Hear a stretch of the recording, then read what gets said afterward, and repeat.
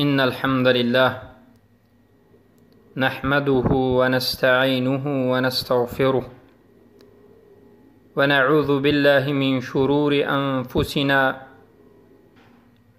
ومن سيئات أعمالنا. من يهده الله فلا مضل له ومن يضلله فلا هادي له، وأشهد أن لا إله إلا الله وحده لا شريك له، وأشهد أن محمدا عبده ورسوله صلى الله عليه وسلم تسليما مزيدا. أما بعد، فإن أصدق الكلام كلام الله، وخير الهدي هدي محمد صلى الله عليه وسلم، وشر الأمور محدثاتها، وكل محدثة بدعة، وكل بدعة ضلالة، وكل ضلالة في النار. أما بعد، السلام عليكم ورحمة الله وبركاته.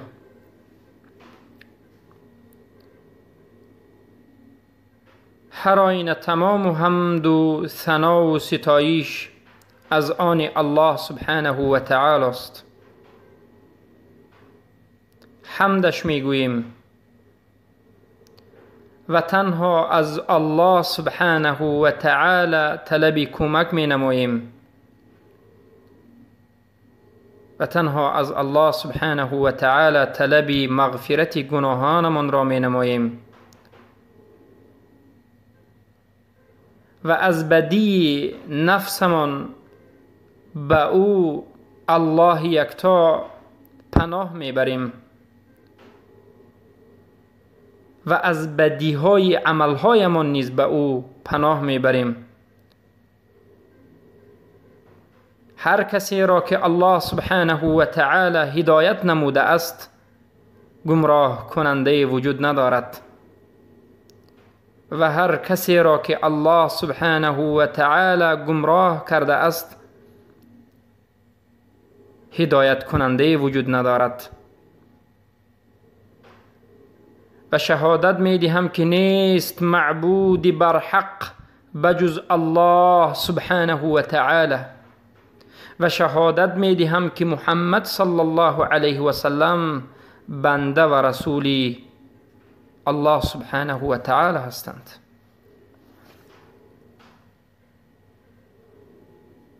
پس درود و سلام و صلوات به محمد صلی الله علیه و سلم، به صحابگانشان رضی الله عنهم و به اهل بیتشان.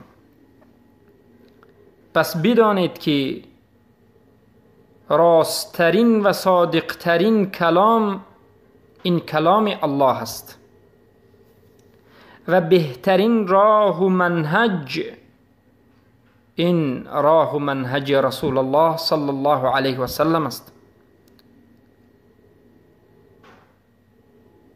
پس تمامی خوبی و بهبودی و نیکویی در راه رسول الله است و تمامی چیزهای نو پیدا شده در دین این بدعت است. تمامی بدعت این گمراهی است، ضلالت است، و تمام ضلالت عاقبتش ناری جهنم است. پس برادرانم و خواهران بزرگوارم، بارک الله فیکم، امروز به حمد و فضل و کرم الله سبحانه و تعالی شروع می نماییم به اولین حلقه از آموزش توحید. الله اکبر، الله اکبر. الله را شکر و ثنا و ستایش که ما بندگان را به این روز رسانیده است که توحید را تعلیم میگیریم و تعلیم میدهیم و میشنویم و میرسانیم که این بزرگترین نعمت الله در این روی زمین است. توحید بزرگترین کلمه در نزد الله، کلمه که به خاطرش رسول الله صلی الله علیه و سلم زندگی کردند و دعوت کردند و رنج کشیدند و بعد از او صحابگان و تا امروز تمامی صالحان و مصلحان مقصدشان همین کلمه بود، التوحید، توحید. پس حلقه های نوبتی ما، حلقه های درسی ما بإذن الله سبحانه و تعالی از موضوع توحید است و امروز حلقه اولین حلقه توحید می باشد.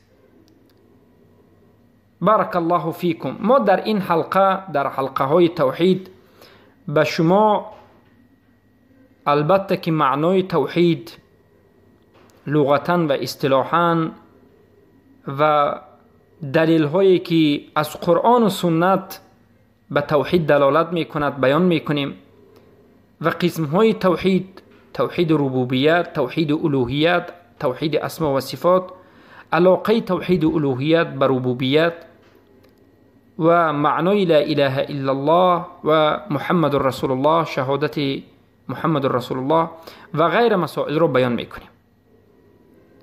خصوصا در این زمان، در این وقت، بیان کردن موضوع توحید، بیان نمودن توحید و آموختن توحید، این یکی از بزرگترین واجبات و اهمیتناکترین موضوع آموزش است.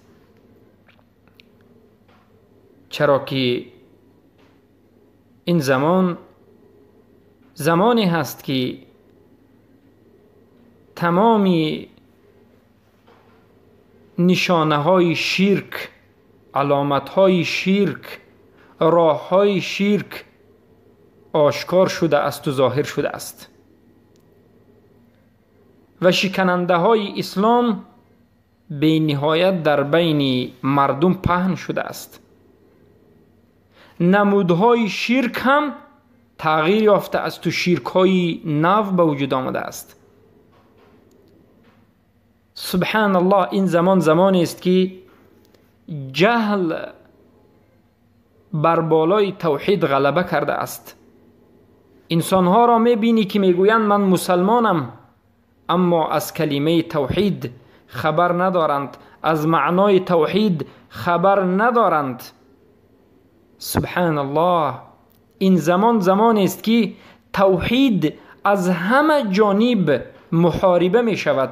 این زمان زمانی است که کفار و منافقین و مشرکین و مرتدین به توحید از همه جهت می جنگند، می خواهند که این کلمه را از بین امت اسلام بگیرند و نابود سازند.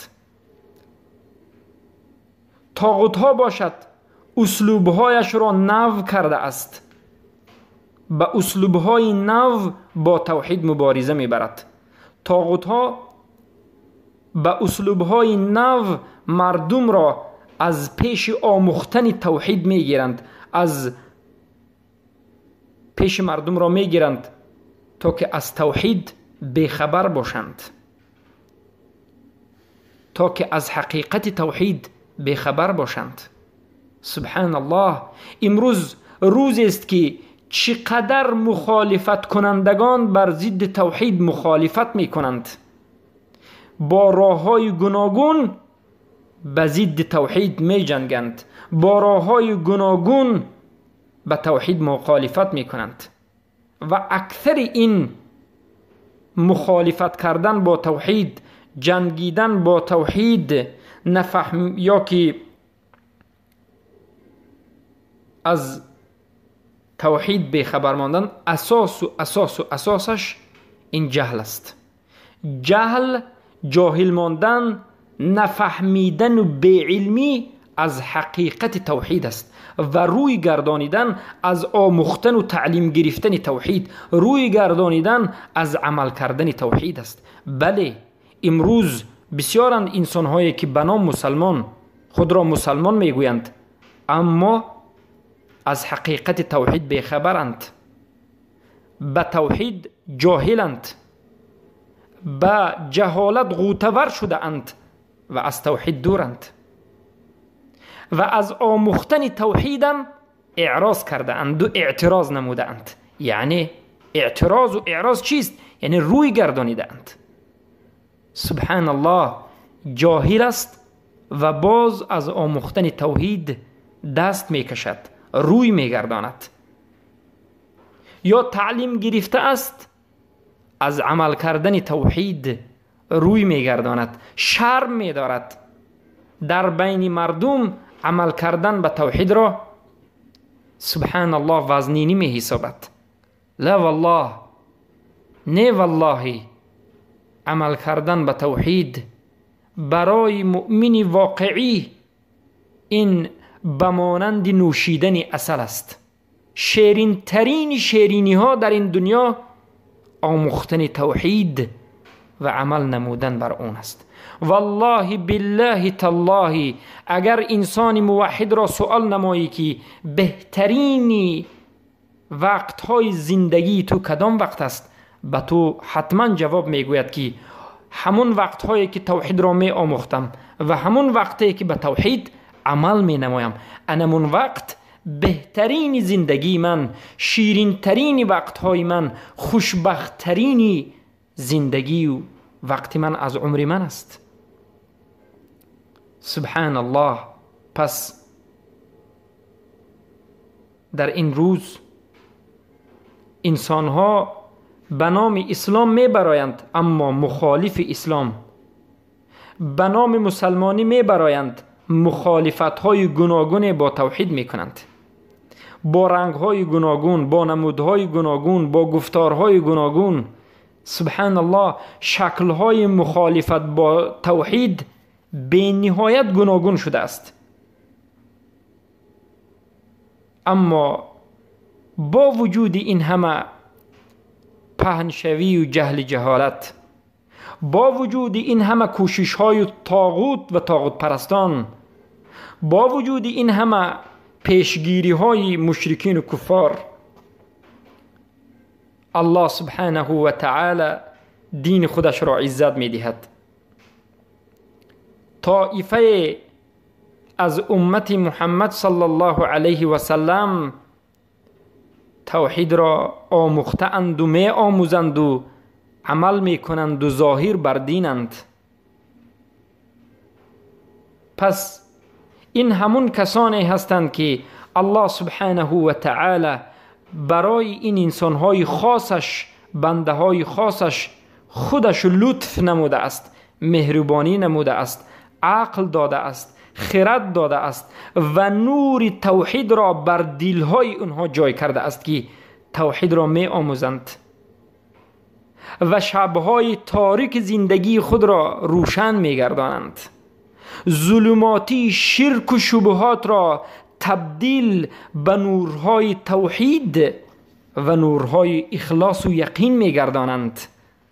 الله اکبر، این بندگان خاص الله هستند. پس آموختن توحید برای هر یک از مسلمان که مسلمانی زن است یا مرد تا وقتی مرگش فرض عین است. فرض عین یعنی حتما باید بیاموزد، تعلیم بگیرد و عمل نماید. بارک الله فیکم. پس حقیقت توحید این است که الله سبحانه و تعالی به خاطر همین توحید مرا شما را خلق نمود و از همین جهت اهمیت توحید، مکانت توحید، درجه توحید و حال مردم نسبت توحید به من و شما معلوم می گردد. وقتی که من و شما می فهمیم و به من و شما معلوم می گردد که الله سبحانه و تعالی من و شما را و این چنین جین ها را به خاطر این خلق نموده است که توحید را تحقیق نماییم، یکتا پرست باشیم. بعد میفهمیم که تمام انسان ها مخاطب هستند، مکلف هستند، از جانب الله امر شده اند و مأمورند و ملزمند به آموختن توحید، به فهمیدن توحید، به عمل کردن توحید. برای همین علما میگن که خصوصا اهل اسلام بدان که هر یک مسلمان از جانب الله امر شده است که ملزم به توحید باشد، پایبند توحید باشد، شب و روز زندگیش موافق توحید بگذرد. و این امر الله عز و جل و امر رسولش صلی الله علیه و سلم است. رسول الله صلی الله علیه و سلم میگن قولوا لا اله الا الله تفلحوا. ای مردم لا اله الا الله بگوید نجات میابید.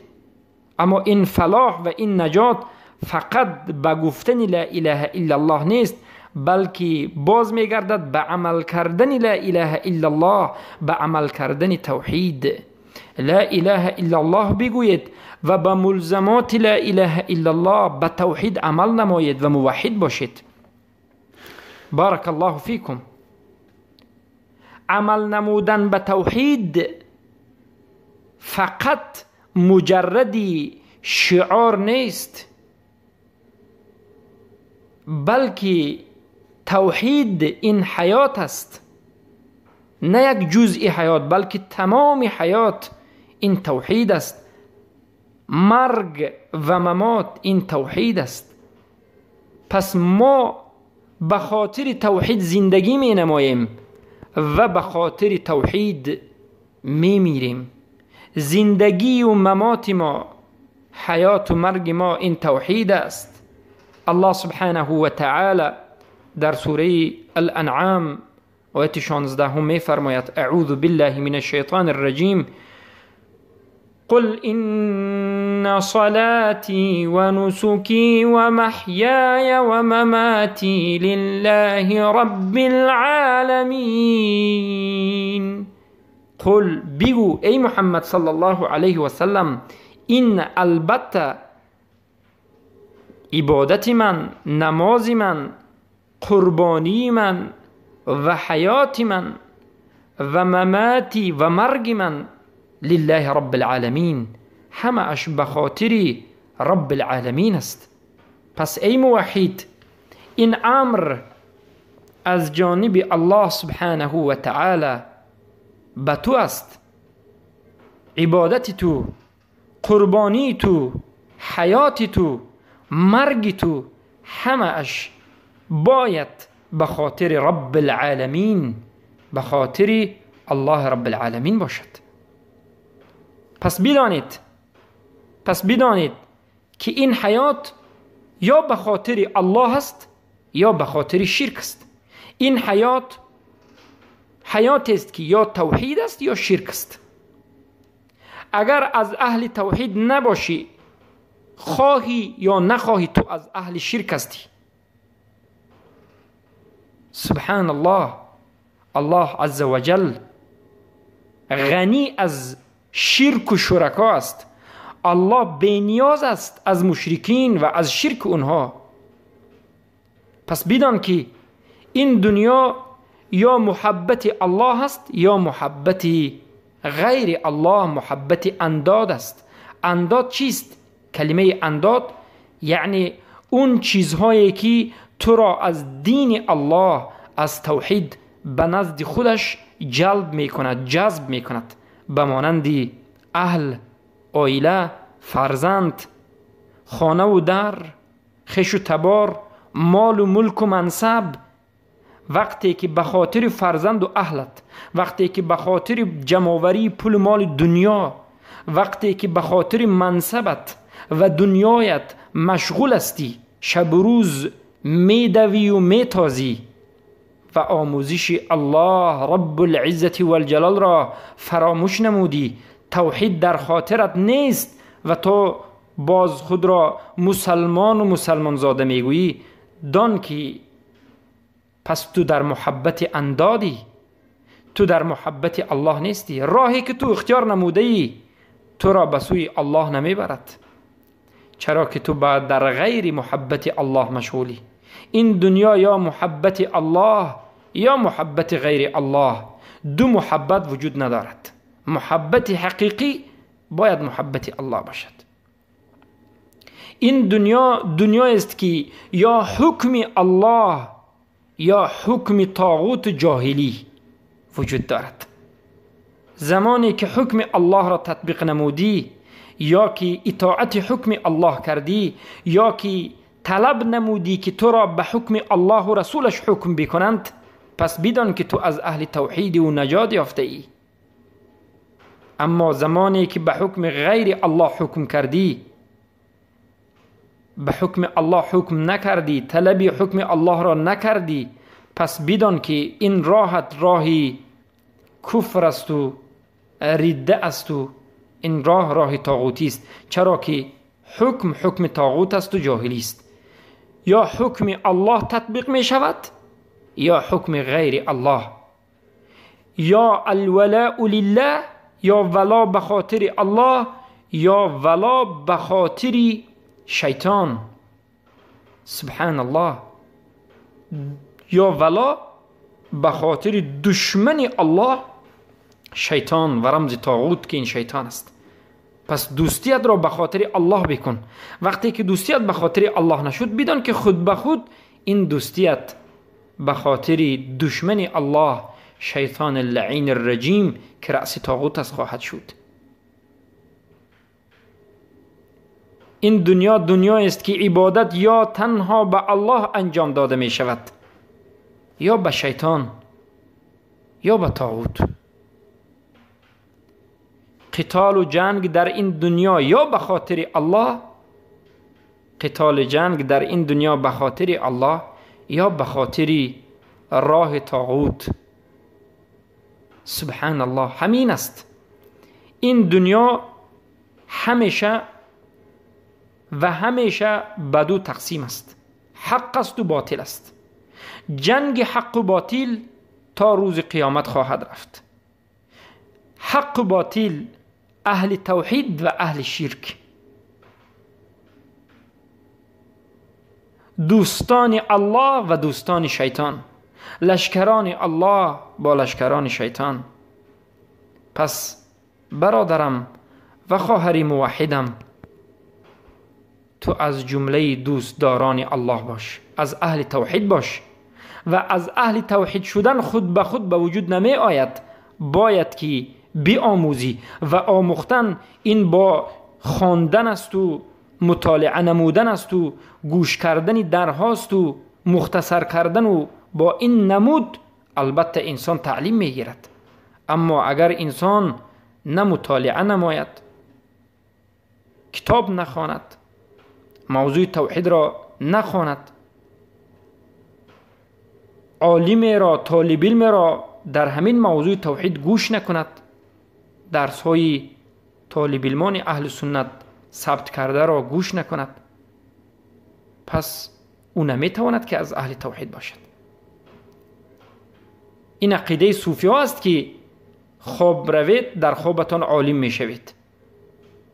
اما عقیده اهل سنت و الجماعت که موافق قرآن و سنت این نیست که در خواب عالم شوید، بلکه باید بیاموزید. اقرأ، بخوان، فعلم، بیاموز. پس بدان که تو در این دنیا یا یگانه الله سبحانه و تعالی را ولی خود، دوست خود، معبود خود، حاکم خود میگیری، یا که انداد را بجز الله چیزی دیگری را اله خود، حاکم خود، احبار خود، رهبان خود، از شیطان و لشکران شیطان و از رمز شیطان طاغوت را میگیری، دیگر راه وجود ندارد. پس بیا در راه الله باش، بیا دوست الله باش، بیا معبود یکتا و تنها را به خودت اختیار نما که این الله است. بیا حاکمت را الله و رسولش بکن و حکم او را از همه حکم پیش بگیر. اگر این عمل را انجام ندادی، خواهی نخواهی بدان که تو بجز الله ند گرفته ای، انداد گرفته ای، یک آلهه معبود باطل را انتخاب نموده ای، به خودت حاکمی که از غیر الله و رسول است انتخاب نموده ای و راه شیطان طاغوتی را برگزیده ای. پس ای بنده الله، از این دو راه یکی را اختیار نما. از این دو راه صادق ترینش را، از این دو ملت صادق ترینش را بر خودت اختیار نما. این دو ملت، ملت حق و ملت باطل. پس ملت حق را اختیار نما. ملت حنیفیه الابراهیمیه را اختیار کن.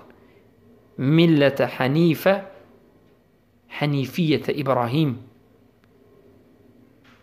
ملت توحید، شریعت محمدی صلی الله علیه و سلم، طریقه سنی، مذهب اهل سنت و الجماعت، دیانت اسلام را بر خودت اختیار کن.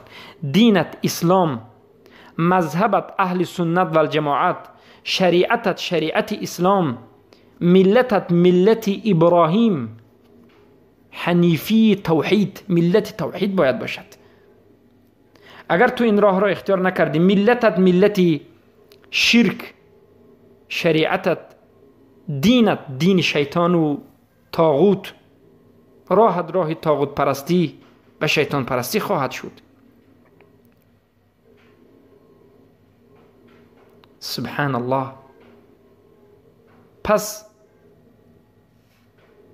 توحید، شریعت اسلام، مذهب اهل سنت و الجماعت، دین اسلام را اختیار بکن، یا که دین مشرکین، ملتی بی عقلان و جاهلان و بی خردمندان، طریق مغضوب علیهم وللضالین، غضب کرده شدگان و گمراه شدگان از یهود و نصارا و مشرکین و دوستدارانشان از منافقین و مرتدین را بر خودت اختیار بکن.